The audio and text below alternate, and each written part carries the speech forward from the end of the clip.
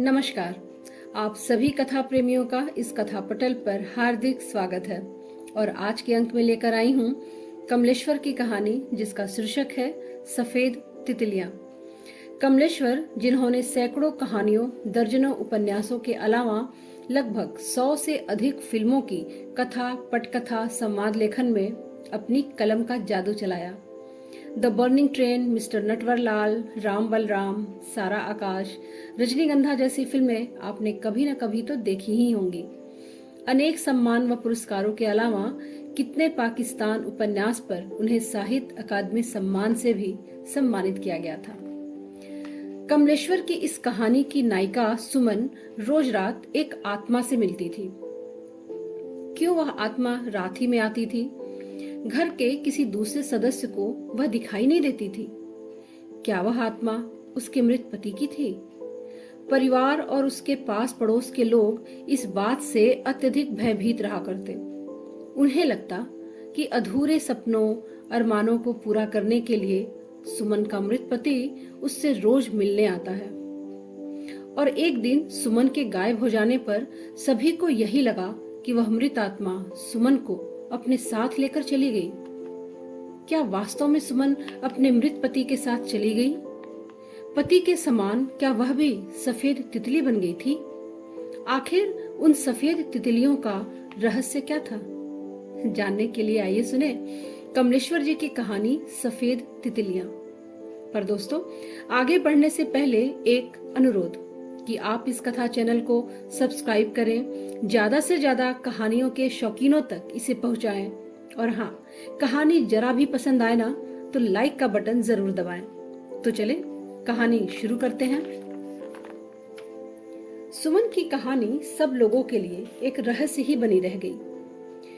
एकाएक वह न जाने कहाँ चली गई, कहाँ खो गई, किसी को कुछ भी पता न था।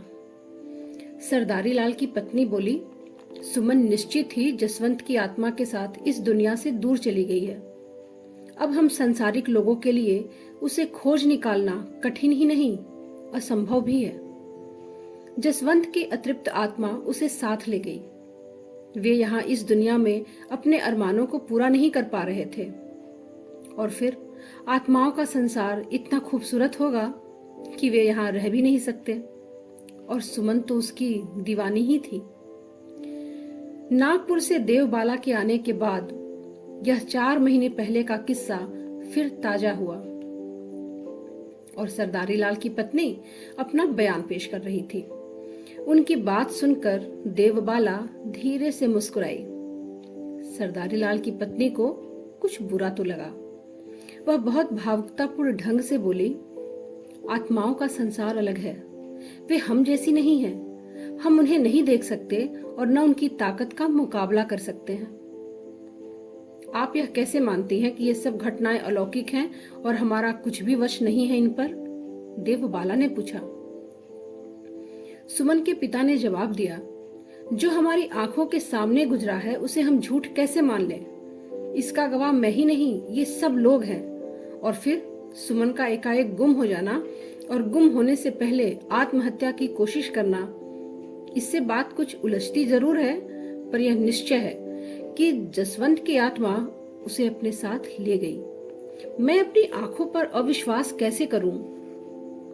देवबाला ने धीरे से अपना सूटकेस सरकाकर उसे खोला तो सुमन के पिताजी बोले, आपको तो वह सिर्फ खत लिखती थी, इसलिए आप नागपुर में बैठकर उन सब बातों को नहीं समझ सकती जो हमने यहाँ होते हुए देखी हैं।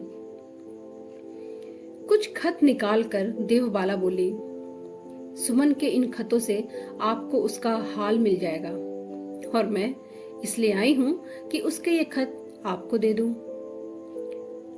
सुमन के पिता ने कहा, आपको जो खत वह लिखती थी मैंने सब पढ़े हैं और सरदारी लाल ने भी पढ़े हैं।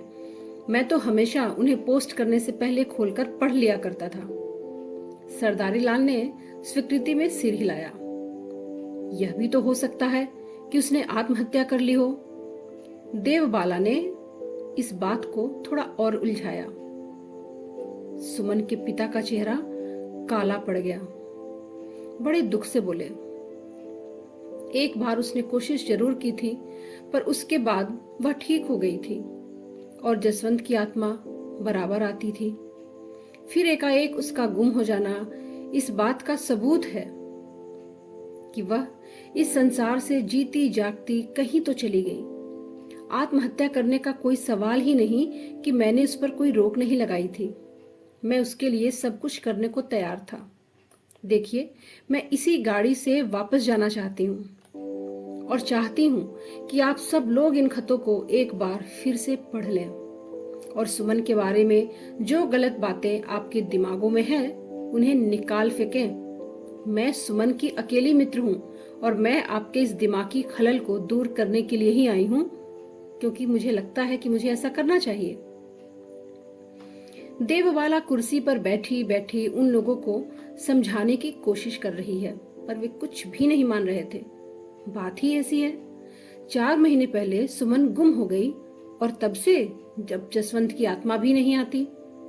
और फिर इस बंगले की अपनी भी एक कहानी है और उस पिछली कहानी के बाद एकाएक यह घटना हुई।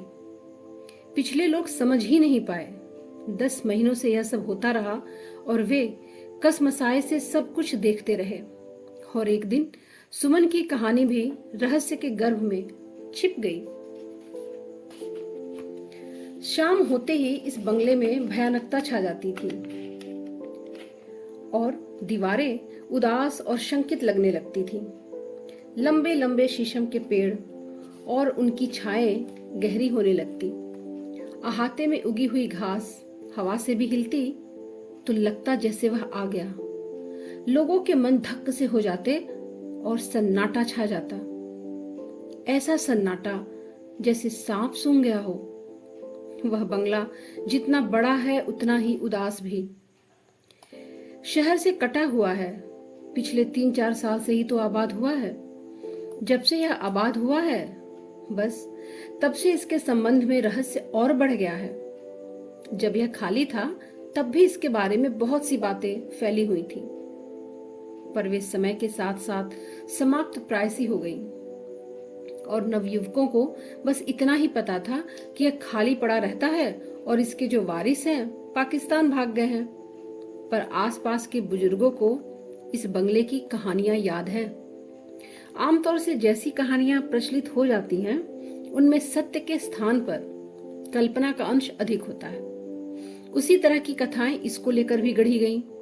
लोगों का कहना है कि यह बंगला ऐश महल एक अधूरे प्रेम की यादगार है। एक नवाब के हुस्न परस्त ऐश पसंद बेटे ने इसे बनवाया था और ऐशो आराम की सब चीजें यहाँ मुहैया की थी। वह नवाब का बड़ा बेटा था, लेकिन एक मामूली सी पर बेहद खूबसूरत औरत के प्रेम में पड़कर अपना घर बार छोड़कर उसकी खातिर चला आया था। उसने एक नई दुनिया बनाने की सोची थी। क्या खूबसूरती थी इस महल की। भीतर की दीवारें केसर से रंगी गई थी और दूर दूर से इसे सजाने के लिए कलाकार आए थे। फव्वारों में गुलाब जल बहता था और तालाब में सफेद बत्तखें तैरती थीं। और यह सब सिर्फ एक रात की खातिर हुआ था। वह नौजवान अपनी प्रेमिका को लेकर यहाँ आया था। एक रात वे इसमें आराम से रहे और दूसरी रात आने से पहले सब तबाह हो गया। बड़ी भयानक और उदास शाम थी वह, सर्दियों की शाम। तब ये शीशम के दरख्त जवान थे और घास मखमली कालीन की तरह फैली थी। लंबे चौड़े अहाते में सन्नाटा छाया हुआ था और हल्की हल्की बारिश हो रही थी। हवा बहुत तेज बह रही थी और चमेली बेगमबेलियां बुरी तरह कांप रही थी। महल की दूसरी मंजिल पर शमादान रोशन थे और दरवाजों के पर्दे हल्की हवा से कांप रहे थे। धीरे धीरे धुंधलाहट छा गई और मोमबत्तियों की रोशनी पनीली होकर बिखर गई। यह दूसरे दिन की शाम थी। पता नहीं पहली रात क्या हुआ था कि आज का दिन बहुत खामोश और दर्द से भरा हुआ था। कौन सा गम उसके दिल में समा गया था। दूसरी मंजिल की पनीली रोशनी ऐसी लग रही थी जैसे बादलों से ढका हुआ आसमान कहीं पर खुल गया हो और उसी रोशनी में नवाब के उस बेटे के कांपते हुए कदम बाहर आए थे और वह दूसरी मंजिल से अचानक नीचे कूद पड़ा था। कोई आवाज नहीं, कोई चीख पुकार नहीं। सब इतनी खामोशी और आसानी से हो गया था कि उसके बारे में किसी खौफनाक अंदाज की गुंजाइश ही नहीं थी, जैसे यह किसी बहुत बड़ी चोट का बेहद दर्दनाक नतीजा था। और तब से यह ऐश महल उजाड़ पड़ा रहा। बहुत दिनों तक लावारिस पेड़ बढ़ते गए और आवारा घासें जाले की तरह उलझती गई। तालाब में काई जम गई और इसके बरामदे सूने हो गए। उसके कई साल बाद उन्हीं नवाब के कोई दूर के रिश्तेदार इसमें आकर चोरों की तरह रहने लगे और पाकिस्तान बनते ही भाग गए। तब से यह और भी वीरान हो गया था। शहर में आबादी बढ़ने के साथ साथ यह भी आबाद हुआ और पाकिस्तान से आए 4 परिवारों ने मिलकर इसे ले लिया। अलग अलग हिस्सों में फिर चिराग जले और इसका सूनापन दूर हुआ। पर ये चारों परिवार इतने अमीर न थे कि अहाते को साफ करवाते और फुलवारी लगाते। बेगम बेलिया की सूखी हुई शाखें अभी भी मरे हुए सांपों की तरह इसके खंभों से लिपटी थीं और लंबे लंबे खंभे सिर कटे ताड़ के पेड़ों की तरह खड़े थे, काले काले बदरंग। दिन में आवारा नागफनी की झाड़ियां मौन खड़ी रहती। दिन तो सूरज की रोशनी में बेखौफ गुजर जाता, पर शाम होते ही यह इमारत बहुत भयानक लगने लगती और दयाल चंद वाले हिस्से से अजीब अजीब तरह की आवाजें आने लगती। यहाँ बिजली नहीं थी, इसलिए लैंपों की रोशनी और भी डर पैदा करती। शाम होते ही दयाल चंद की विधवा बेटी के पंख लग जाते। वह सफेद साड़ी पहनकर तितली की तरह इधर उधर उड़ने लगती। वह हर हिस्से में जाती और सबको दिखा दिखा कर कहती, देखो आसमान में सफेद तितलियां उड़ रही हैं, कितनी नाजुक और कितनी खूबसूरत। इन्हें छूना मत, मारना मत, ये बद्दुआओं से मर जाती हैं। और फिर आंखें फाड़ कर कुछ सोचते हुए बहुत ही उदासी से कहती, दवाइयां इन्हें नहीं मार सकती ना, दवाइयां इन्हें नहीं मार सकती। और कभी रोती हुई, कभी बेतहाशा हंसती हुई पागलों की तरह उस अंधेरे में चली जाती और पुकारती, आओ मेरे पास आओ। और उस अंधेरे में वह सफेद साड़ी में लिपटी पानी में तैरती सफेद मछली की तरह लगती। उसकी आवाजें आती रहती और वह कब लौटकर अपने कमरे में चली जाती, इसका कुछ पता न चलता। सब लोग अपने अपने दरवाजे बंद करके बैठ जाते। जब वह अपने कमरे में गुनगुनाती तब पता चलता कि वह लौट आई है। और उसके बाद उन्हीं झाड़ियों को रौंदती हुई वह आकृति आती और सीधे बिना खटके उसके कमरे में दाखिल हो जाती और दरवाजे बंद हो जाते। खिड़कियों से बेहद डरावनी रोशनी फूटती, पर कुछ देर बाद कमरे का वातावरण एकदम बदल जाता। सुमन की पतली आवाज आती, बादलों ने तुम्हें भिगो दिया, नागफनी के फूलों की पंखुड़ियों ने तुम्हारा कैसा श्रृंगार किया है, देख रहे हो ना। वह पुरुष स्वर सुनाई पड़ता, नागफनी के कांटों की चुभन अभी तक बाहों में बाकी है। और तब सुमन बड़े प्यार से कहती, कहाँ लग गए कांटे, लाओ लाओ मैं निकाल दूं। फिर सुमन बड़े अरमान से कहती, हम सितारों के साए में सोएंगे, मैदानों में सोएंगे। और फिर उसका स्वर अवसाद भरा हो जाता और वह बड़े दुख से कहती, क्यों, क्या हम हमेशा इसी तरह दीवारों में घिरकर जिएंगे, छतों के नीचे अंधेरे में ही एक दूसरे को देख पाएंगे। मुझे खुले में ले चलो, खुले आसमान के नीचे, नीली नदिया के किनारे, हंसते फूलों के बीच, बरसते पानी में मुझे अपने साथ कहीं ले चलो। ले चलूंगा, मैं दूसरा जन्म धारण करूंगा और तुम्हें अपने साथ ले चलूंगा। समय आएगा सुमन, हम इस तरह प्यासे नहीं रहेंगे। वह स्वर कहता और तब जैसे सोचते हुए सुमन कहती, अगर हम हमेशा यही मिलते रहे तो एक दिन तुम मेरे प्रति उदासीन हो जाओगे। मैं जानती हूँ यह एक रास्ता तुम्हें उबा देगी और मैं अकेली रह जाऊंगी। इस प्राकृतिक शरीर की सुंदरता प्रकृति के अंचलों में ही जीवित रहती है। सितारों के साए में मैं तुम्हें परिदेश की रानी लगूंगी। नीली नदियों की गोद में मेरा यह तन लहर बन जाएगा और बरसते पानी में मैं तुम्हारी सिहरन बन जाऊंगी।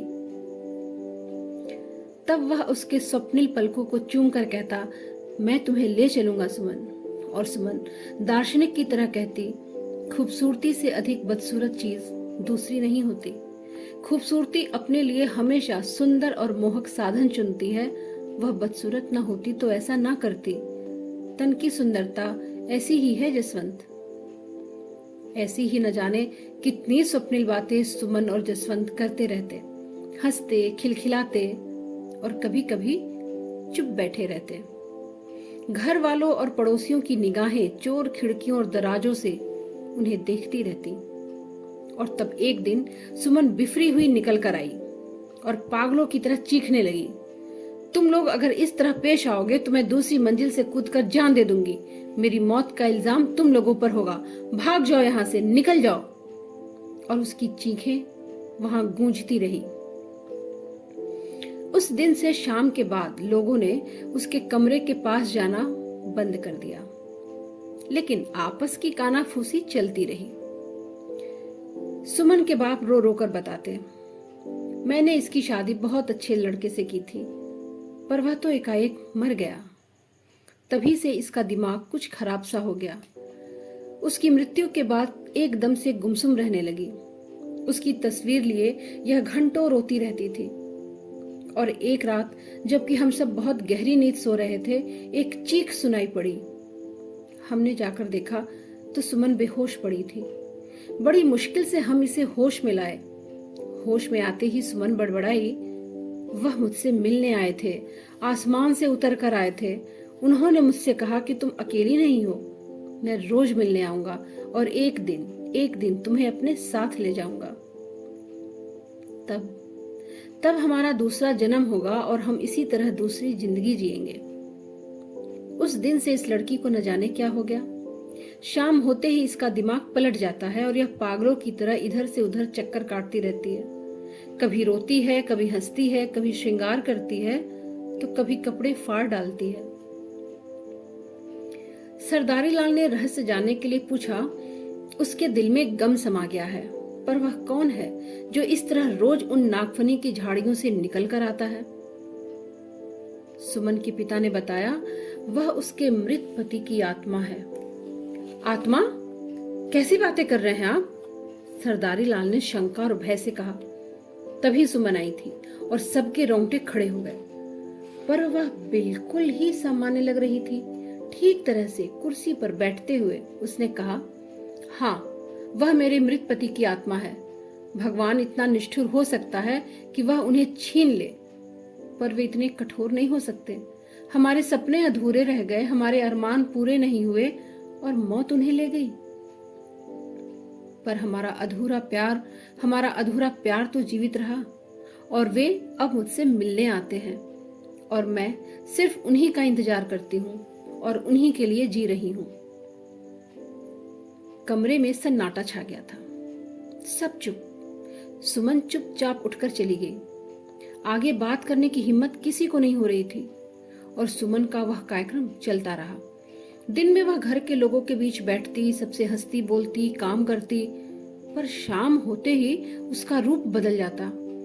पागलों की तरह इधर उधर पूरे अहाते में दौड़ती, कंटीली झाड़ियों में से फूल चुनती और कहती, देखो ना, देखो आसमान में सफेद तितलियां उड़ रही हैं, कितनी नाजुक और खूबसूरत। शाम आने से पहले वह अपना श्रृंगार करती, सफेद फूलों से अपने को सजाती, सफेद साड़ी पहनती और काले बालों को हथेली पर लेकर कहती, ये भी सफेद हो सकते हैं, मेरे तन की तरह, सफेद तितलियों की तरह। और उन्हें झटक कर बड़े यत्न से संवारती, तरह तरह के जूड़े बांधती, जूड़े में सफेद फूल लगाती और शीशे में स्वयं को देख देख कर मुस्कुराती।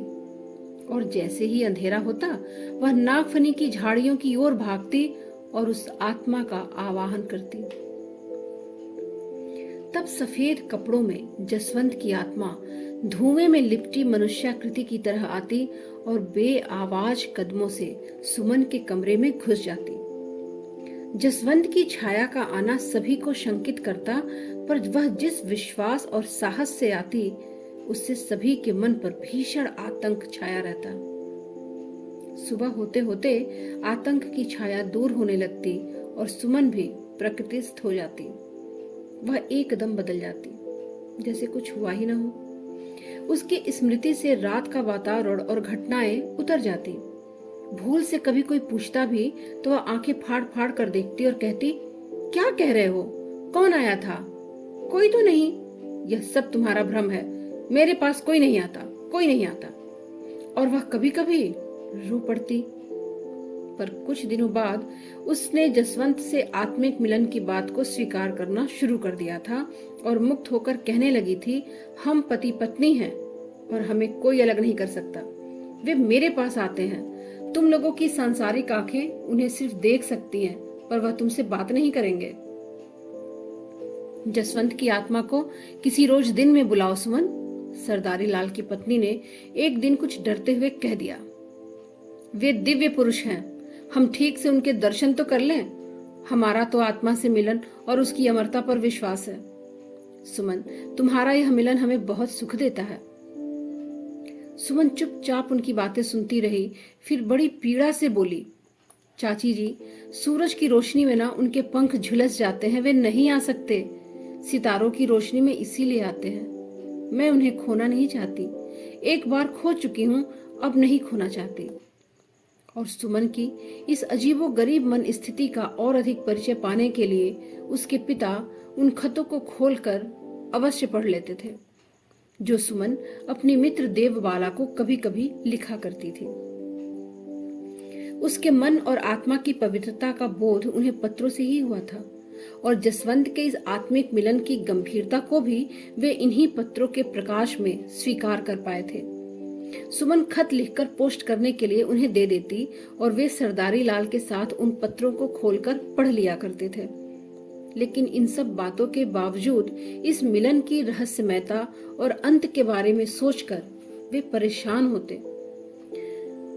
सरदारी लाल की पत्नी से बात करने के बाद सुमन ने देवबाला को लिखा था, ये लोग कितने छोटे हैं, मुझे इनकी संकीर्णता पर दया आती है। मेरी एक पड़ोसी चाची जी हैं, जो वे उन्हें दिन में देखना चाहती हैं। मुझे बहुत पीड़ा हुई। तुम ही बताओ देवबाला, मैं यह कैसे करूं? वे तो अपने मन के राजा हैं और देवलोक के वासी। कहीं ऐसी बातें उनसे कही जा सकती हैं? मैं तो उनकी हर भावना और हर इच्छा के लिए जी रही हूँ। इन लोगों के विश्वास को क्या कहूँ? मुझसे जताते हैं कि विश्वास करते हैं, पर पीठ पीछे शंकित रहते हैं। मैं इन्हें कैसे समझाऊं कि यह सब क्या है और यह कि मैं अब इस संसार की प्राणी नहीं हूँ। यहाँ रहती हूँ, खाती पीती, कपड़े पहनती हूँ, पर यह मेरा देश नहीं है। मेरा देश और है। इन्हें कैसे समझाऊं? कल वे आए थे। उनके मुख पर वही नैसर्गिक चमक थी और होठों पर वही पुरानी हंसी। मुझे सहारा देकर बड़े उल्लास से बोले थे, सुमन, तू यहाँ से चली चल, हम दूसरे लोक में चलेंगे और वहीं रहेंगे। जब तक सृष्टि जीवित है, हम भी जिएंगे। मेरी आंखों में आंसू आ गए थे। मैं बहुत रोई और वे मुझे चुप कराते रहे। फिर वे उठकर चले गए। आकाश में उनका पथ आलोकित था। आज भी वे आएंगे, इसका मुझे विश्वास है। वे मुझे अब कभी भी नहीं छोड़ सकते। बस इसी आशा के सहारे फिर जी रही हूँ। मैं चली जाती हूँ उनके साथ, पर पिताजी के अकेलेपन का ख्याल आता है और मैं विरह की पीड़ा सहते हुए भी केवल पिताजी के कारण ही नहीं जाती। वे तो रो रो कर जान दे देंगे। बस इसी तरह जी रही हूँ, धुएं के बादलों में। पता नहीं मेरा क्या होगा। तुम ही कुछ बताओ ना। और शायद सुमन सचमुच अपने अंत के बारे में कुछ भी नहीं सोच पाती थी। आखिर उसका यह मिलन उसे कहाँ पहुंचाएगा, उसे क्या मिलेगा और इस संबंध की परिणति कैसी और क्या होगी। सुमन प्रतिदिन चिंतित दिखाई पड़ती थी और उसके चेहरे का रंग उड़ता जा रहा था। दिन भर वह उदास रहती और शाम को जसवंत के साथ बड़े गिरे हुए मन से बातें करती। घर में और सन्नाटा छाता जा रहा था। अप्रत्याशित घटनाओं की आशंकाएं जैसे हर कोने में कुलबुलाती रहती थी। सुमन गिरे हुए स्वर में एक दिन अपने पिता से बोली थी, अब मैं चली जाऊंगी, सब खत्म हो जाएगा। पिता ने चीख कर पूछा था, कहाँ जाओगी, कहाँ सुमन? मेरा अंत निकट आ गया है, सुमन ने डूबे हुए स्वर में कहा। एक दिन मैं यहीं तुम सब लोगों के सामने समाप्त हो जाऊंगी। मेरा कोई ठिकाना नहीं है। पता नहीं वह कौन सा दिन होगा और दिन की वह कौन सी घड़ी होगी जिसमें यह सब खेल समाप्त हो जाएगा। कैसी बातें कर रही है सुमन? तुम्हें हुआ क्या है बेटी? पिता ने घबराकर पूछा। मैं बिल्कुल ठीक कह रही हूँ बाबूजी। मैं ऐसी आवाजें सुन रही हूँ जो मुझे बुला रही हैं। मुझे जाना पड़ेगा। अब मेरे लिए रुकना मुश्किल होता जा रहा है। आप दुखी ना होइएगा, मेरा यही होना था। यह कहकर सुमन अपने कमरे में चली गई और तब अनहोनी घटनाओं के दुस्वप्न दिखाई पड़ने लगे थे। और एक रोज रात को जसवंत की आत्मा के चले जाने के बाद तीसरी मंजिल पर किसी के जाने की आहट मिली। रात अंधेरी थी। शीशम का जंगल धुएं के काले बादलों की तरह जमीन पर उतरा हुआ लगता था। हवा एकदम बंद थी। सुमन के पिता ने आहट पाकर उस आवाज का पीछा किया। वह आहट सिसकियों में बदल गई।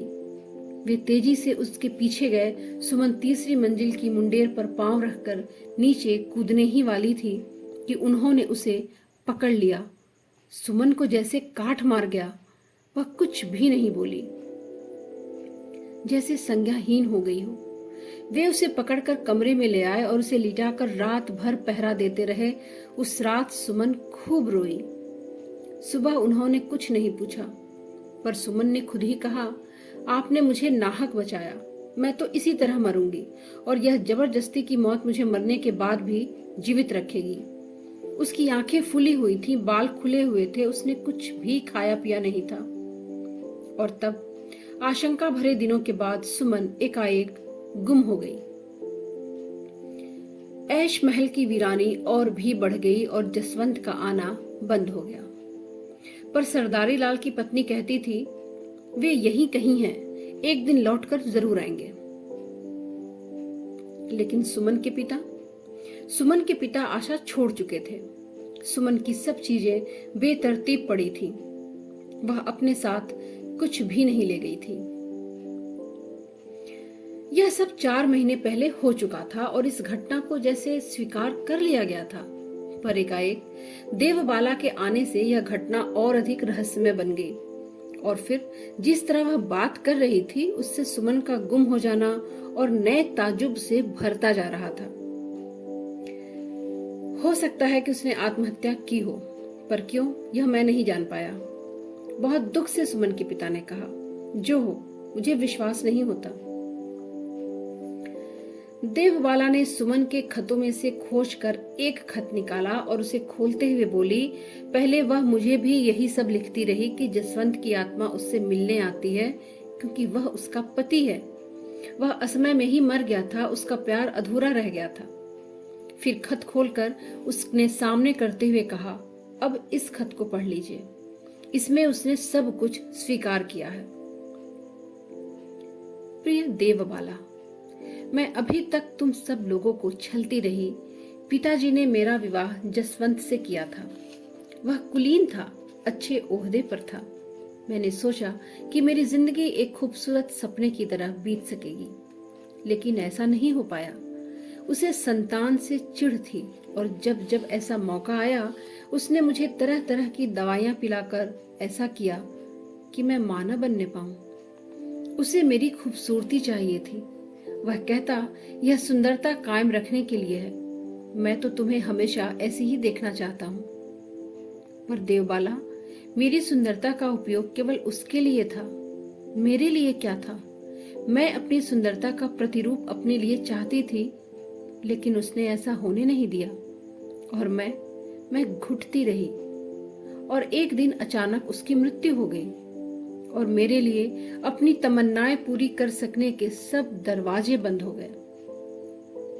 लेकिन मैं ऐसे कैसे रहती? मैं विधवा की तरह पिताजी के पास चली आई और तब मैंने तुम सब से छल किया। मैंने पाप नहीं किया, ऐसा मैं मानती हूँ। जसवंत अपनी मौत के बाद मुझे कभी सपने में भी दिखाई नहीं पड़ा, पर मेरी जिंदगी में एकाएक वेद प्रकाश आ गए। और हाँ, जिसे मैंने जसवंत की आत्मा का नाम दे रखा है वह वेद प्रकाश ही है। और मैंने ही यह तरीका सोचा था कि वे जसवंत की आत्मा के रूप में मुझसे मिलने आया करें। उनके लिए मैंने जसवंत जैसे कपड़े बनवाए और रोज शाम को यह स्वांग रचने लगी, सिर्फ अपनी खुशी के लिए, अपने अधूरे अरमानों को पूरा करने के लिए। और मुझे अब वह प्राप्त हो गया था जो मैं विवाहित जीवन में प्राप्त नहीं कर पाई थी। और जब मुझे इस बात का एहसास हुआ कि वेद प्रकाश शायद यह खबर पाकर आना छोड़ दे और दुनिया के और आदमियों की तरह मुझसे पीछा छुड़ाकर भाग जाएं, तब एक दिन मैंने आत्महत्या का प्रयत्न किया, पर वह मेरी भूल थी। वेद प्रकाश ने वैसा नहीं किया, पर मैं यह राज खुलने नहीं देना चाहती थी, क्योंकि मुझ विधवा पर रहम तो सब जताते हैं, पर वे मेरी दूसरी शादी के पक्ष में नहीं है, यह मैं बहुत अच्छी तरह जानती हूँ। इसलिए अब मैं यहाँ से वेद प्रकाश के साथ किसी ऐसी जगह जा रही हूँ जहाँ मैं माँ बन सकूं और अपनी नई जिंदगी जी सकूं। वह मेरे साथ है और अब मुझे किसी का भय नहीं है। मेरी मजबूरी समझकर इस छल के लिए माफ करना। तुम्हें सब बता रही हूँ। अब आकाश में सचमुच मुझे अनगिनत सफेद तितलियां उड़ती दिखाई देती हैं। लगता है कि मैं भी उन्हीं सफेद तितलियों में से एक हूँ। जैसे ये सफेद तितलियां मेरे जीवन में उतर आई हैं। समय आने पर तुम्हें फिर खत लिखूंगी। तुम्हारी सुमन। खत सुनकर सन्नाटा छा गया। सरदारी लाल की पत्नी मुंह बिगाड़कर उठने लगी। तो भीतर की पोल यह है, बड़ी बदजात लड़की है, मुझे तो उसकी शक्ल से भी नफरत हो रही है। देववाला ने व्यंग से कहा, और जब तक वह झूठ बोलती रही तब तक आपको उस पर रहम आता था। उससे प्यार था, आप उसे पवित्र समझती थी। लेकिन उसे प्यार अब मिलना चाहिए, क्योंकि उसने सच बोला है और माँ बनने का इंतजार कर रही है।